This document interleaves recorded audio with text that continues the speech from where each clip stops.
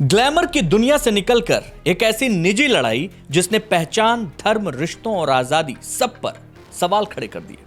यह कहानी है पूर्व ब्यूटी पेजेंट प्रतियोगी सयाली सुर्वे की। जाना पहचाना चेहरा, ग्लैमर की दुनिया में अपनी पहचान बनाई, ब्यूटी पेजेंट्स में भाग लेने वाली एक आत्मनिर्भर, सपनों से भरी हुई लड़की। देखकर लगता था कि जिंदगी ने जैसे उनके लिए सफलता की लाल कालीन बिछा दी। देश भर की प्रतिष्ठित ब्यूटी प्रतियोगिताओं का हिस्सा रही, मॉडलिंग की दुनिया में सक्रिय रही, लेकिन उनकी जिंदगी में उस समय बड़ा मोड़ आया जब उन्होंने अपने निजी रिश्तों को लेकर एक अहम फैसला किया। शुरुआत जैसे मैंने बताया, ये लव मैरिज था। मुझे कन्वर्जन करना पड़ा क्योंकि अगर शादी करनी है तो उसके लिए निकाह करना ज़रूरी है, कन्वर्ट होना ज़रूरी है। तो वो पहले प्रोसीजर हुई। उसके बाद जैसे मैं रहते गई, एक 24 घंटा जब आप एक इंसान के साथ रहते हो तब आपको उसकी आदतें समझ में आती है और बैकग्राउंड का अंदाज़ा होता है। वैसे चीज़ें समझते आई। मैंने बहुत बार कोशिश की कि मैं इससे बाहर निकलूं, लेकिन कई बार मैंने ऐसा सोचा कि अब जब मैंने डिसीजन ले लिया है या मेरा बच्चा है तो मुझे कहीं ना कहीं कोशिश करनी चाहिए कि ये रिश्ता आगे जाए। फैसला क्या? जिंदगी में प्यार की दस्तक हुई। साल 2019 में उन्होंने मोहब्बत को चुना और शादी का फैसला किया। मोहम्मद आतिफ से शादी की। बताया जाता है कि इस शादी के लिए उन्हें परिवार का विरोध भी झेलना पड़ा। शादी के बाद उन्होंने इस्लाम धर्म अपनाया और अपना नाम बदलकर अतीजा रख लिया। शादी निकाह, सबसे पहले तो निकाह हुआ था, जो एक पहला स्टेप होता है उनके धर्म में। उसके बिना आप कोई कोर्ट मैरिज या कोई आपका गिना नहीं जाता है, वैलिड नहीं होता है। तो उसके लिए आपको पहले निकाह करना पड़ता है और उसके बाद कन्वर्जन करना पड़ता है, जब आपकी शादी जायज़ मानी जाती है उनके धर्म में। उसके अलावा मतलब अगर आप वो नहीं करते हो तो आपकी शादी एक जिना मानी जाती है, जो आप कोई भी औरत के साथ कोई भी संबंध रख सकते हैं, उसको जिना बोलते हैं।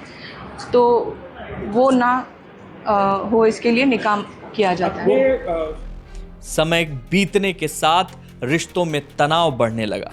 सयाली ने आरोप लगाया है कि उन पर सख्त धार्मिक रीति रिवाज अपनाने का दबाव बनाया गया। नमाज वगैरह सिखाया गया। मैंने थोड़े दिन नमाज वगैरह भी पढ़ा है, लेकिन इंसानियत ही नहीं है। अगर कोई इंसान में जिसके लिए आप सब छोड़ के आए हो, कोशिश कर रहे हो पूरी, लेकिन वो इंसान में इंसानियत नहीं है। आपको एक प्रोडक्ट के दर्जे पे अगर वो लाके रख देता है तो फिर मन से सारी चीज़ें हट जाती है और फिर तब से मैंने बंद कर दिया। उन्होंने ये भी आरोप लगाया कि उनकी जीवन शैली, पहनावे और निजी स्वतंत्रता पर लगातार पाबंदियां लगाई जाने लगी। आरोप यह भी है कि पति और ससुराल पक्ष की ओर से उन्हें मानसिक प्रताड़ना भी झेलनी पड़ी और ज़बरदस्ती ज़बरन गोश्त खिलाया गया। उसके बाद उसको उसके धर्म की कोई भी चीज़ें फॉलो करने से रोका गया। मतलब अलाउड ही नहीं था उसको ये सब करना।